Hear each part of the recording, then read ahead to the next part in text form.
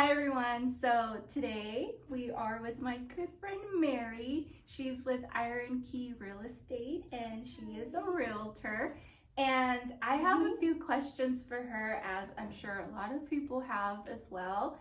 And so Mary, first of all, thank you for being here. Oh, you're welcome. Thank you for having me, Vivian. I'm so excited that we get to do this. And I know. Yeah, and just kind of, both of our industries complement each other. And so I'm just excited that I have, a good girlfriend that understands, the business and, just this industry. And so it's awesome that we're able to do this together. Yeah, and helping people and helping homeowners. So can I just ask you, Sure. How you got into real estate and why? Like a little bit of your backstory. I'll try to keep it short because you'll be here forever and a day, I'm telling you. But how and why I got into real estate, I call this my previous life, or this chapter that I'll be sharing with you. My previous life, I was in ag lending for almost 15 years. Enjoyed doing that, enjoyed the people, but it came to a season where my family started growing. So I have two beautiful baby girls, a 4-year-old and a 10-month-old. Actually, she's almost 4. And when they arrived, it really highlighted what was important in my life. And I really had to focus on how I wanted to live this next phase of my life, right? And so I was just thinking about what were my passions, what is my skill set, and how can I utilize that going forward. So with ag lending, it was real estate based as well. So we were the lender that took the real estate as collateral. So real estate was kind of running through my veins at the time. I jumped into homeownership myself in 2008, and then just kind of loved, seeing whether or not my home appreciated. That was like at the bottom of the housing crash, and so my home really just kind of stayed steady. And so was just kind of interested in that real estate side, and I have a huge heart for our community and serving our community. And so it was one of those things where I feel God just it was a light bulb that just kind of went out. And sometimes in different seasons, you don't see that light bulb, or God has these blinders on for you where he times it just right for you to kind of see this light bulb and have this aha moment, or he's tapping at your heart, and right. This was the season. Yeah. And so for me, having the 2 girls, having been in corporate America for 15 years, and it was just that season for us to kind of bet on ourselves and go after what we wanted. And the reason why I feel that real estate was my next step is just, again, my own home ownership story, my parents, friends and family. And then also, it has a service component of helping build up the communities. And so being able to have this knowledge in my head and wanting to, be this amazing resource to communities or to individuals that might not know, what step 1 is right. on how to purchase a home. I am a huge advocate of home ownership, and I would love to be that, for our community. And that's kind of why, I chose real estate. Is I feel that I want to be able to help individuals get into home ownership so that they can reach that American dream. And also at the same time, they're building generational wealth this way. This is their biggest asset, potentially their biggest asset in their life. And if they can, use this to build their wealth, that right there opens up opportunities for them, for their children, and for their grandchildren. And so it's a really long-lasting effect. And home ownership is that. It's the American dream. And I just love to be able to empower individuals and come alongside them and help them reach their dreams. Right. Long story. That was the short version, girl. Short version. That's the short version. I'm glad you cut that one out. Yes. Short version. As you can tell, Mary has a great sense of humor, and this is what you're gonna get if you choose her as your realtor. She's so much fun. And knowledgeable and smart and beautiful and kind. Everything is right back at you, girl. Right back at you. But I love that you pointed out that you love helping the community. Yes. and Yes. through home ownership. And I know Yes. you're involved with a lot of nonprofits and a lot of Yes. other stuff too, so I know that for a fact that's true. But yeah, so right now because of COVID, Mm-hmm. it's been, I think, a little hard for some people, but in the real estate market, has that impacted the real estate market? And if it has, in what way? Yeah, with COVID-19 and this pandemic, it definitely impacted all industries, right? Real estate wasn't immune to that. It's definitely something that we absorbed as well. And so, rewinding this back, back to March and when the schools closed and shelter in place was in effect, it was a literal pause, to our entire country and our Right. economy. And with the housing industry, what ended up happening, similar to just kind of, your own household, when that happens, when that big of an impact and change happens, you make sure that you're okay, your kids are okay, your family's okay, your job's okay, everything's okay. And then once that's settled, things kind of picked back up. So that's basically kind of what happened a little bit with the real estate market.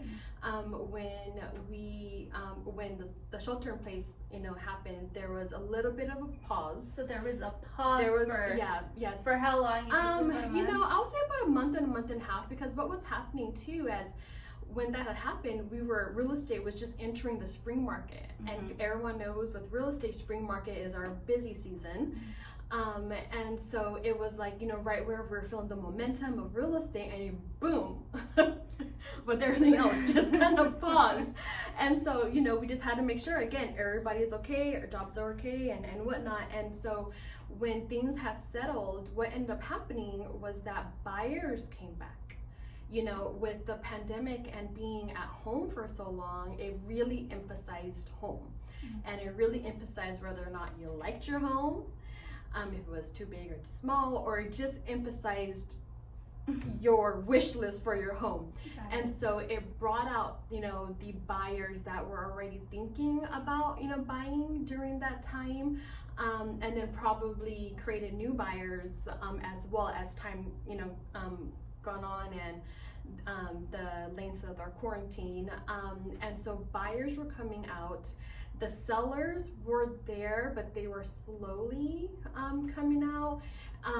And during this time, what was happening also, which is guidelines for the real estate market, was that we were putting guidelines in so that we can do business safely during the pandemic. So there were it's gloves on, mask on, booties on, sanitizing, and minimal visits to a property. So virtual tours were very popular. And so going back to this massive amount of buyers and this little pool of sellers, Right. Already prior to the pandemic, or prior to 2020, we were already had a low inventory environment. Yeah, that's what I was gonna ask you. There already were. There was a lot of buyers, but not enough sellers. So there's a shortage in the market. Exactly, there was already a shortage in the market, and so under the lens of the pandemic, plus interest rates were and are ridiculously low. So lock it in with the home purchase or refinance. So that just created this, crazy dynamic this past summer, and it's spilling over a little bit into the season. But it created multiple offer situations, and definitely homes that are, in entry-level price points, so about the $350 and down. The higher up you go, still competitive, just not as much competition up there.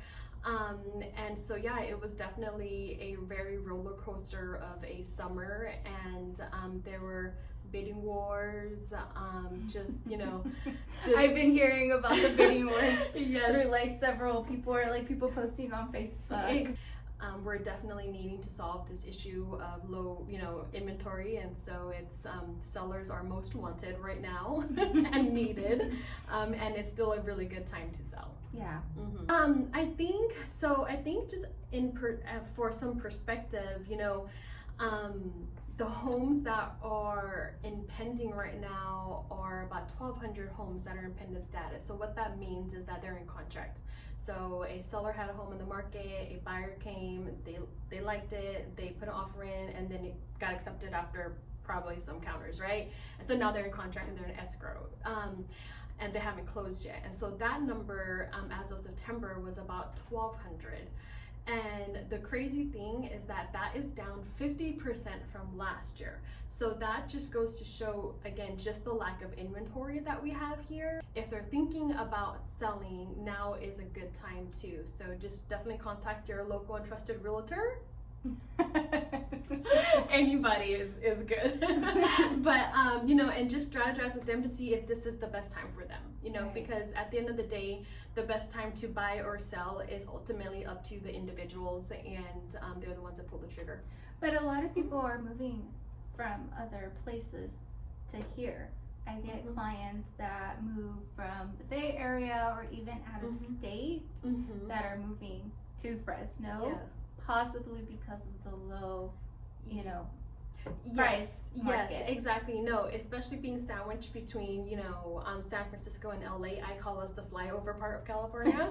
Yeah. Even Disney, yeah. California flies over the valley.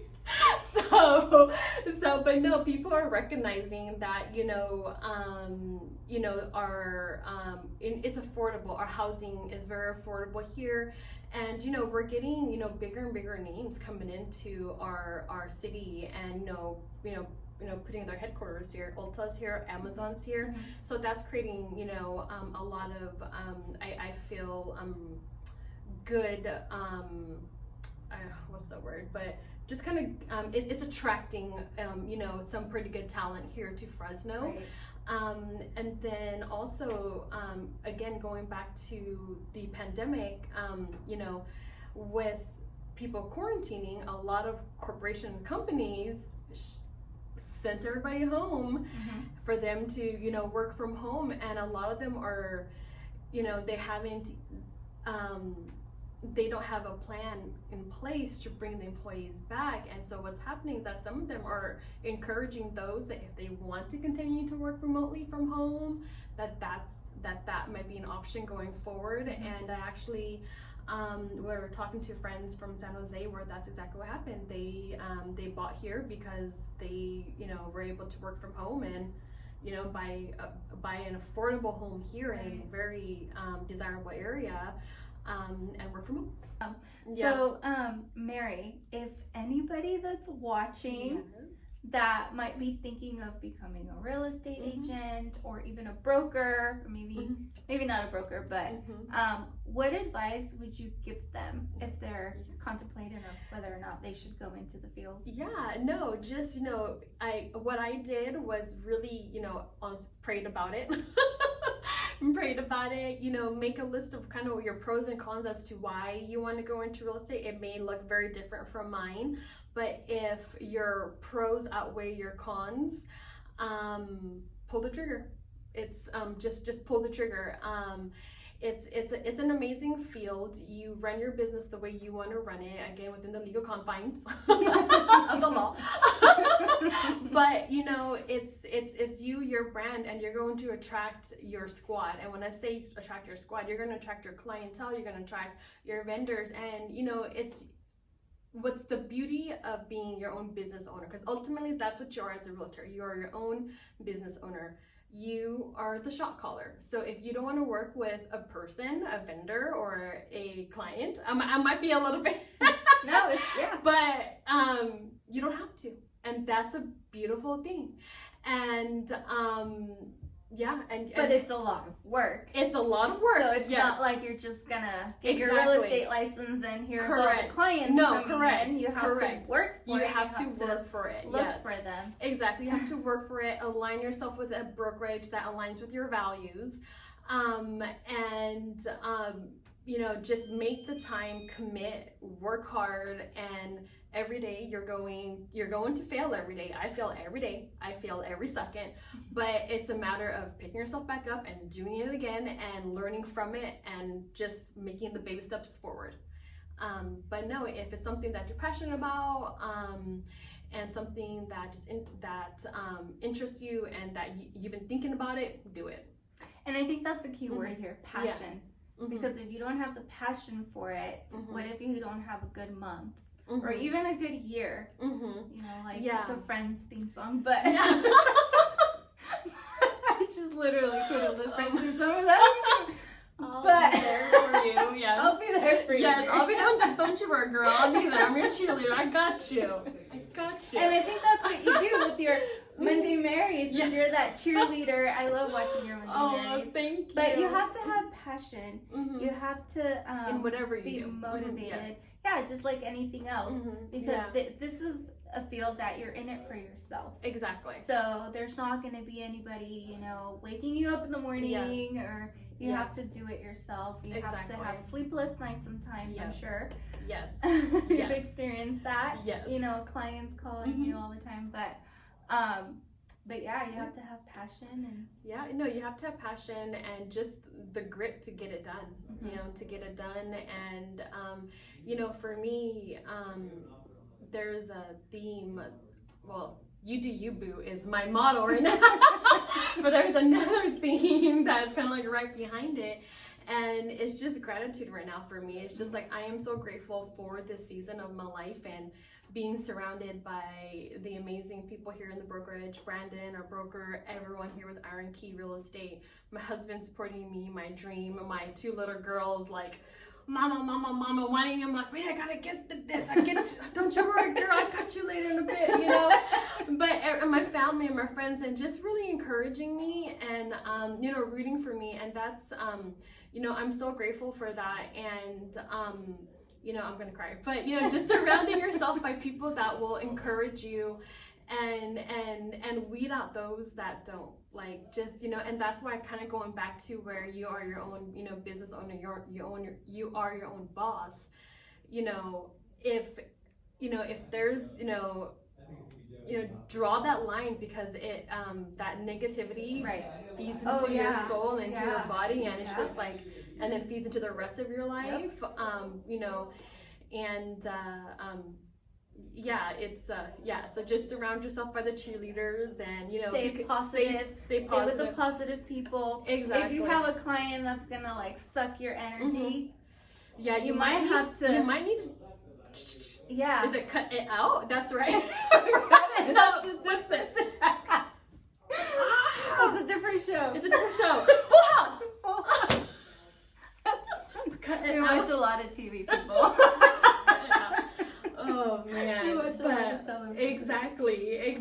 But you know, and it's your cheerleaders and it's your encouragers that's gonna get you through the bad day, the bad week, the bad month, the client that you may have had to fire. You know, it's that, and it's them, you know, reminding you why you're doing what you're doing as well. Right. Okay. Well, thank you so much, Mary. And make sure to follow Mary on her Instagram and Facebook. And I believe, do you have a YouTube or not yet? I don't, but you should. It's called Monday Marys, every Monday, and she just gives you a little bit of joy for the rest of the week, and it's just so fun with her dad jokes. Oh yes. Thank you so much. Well, thank you so much for having me.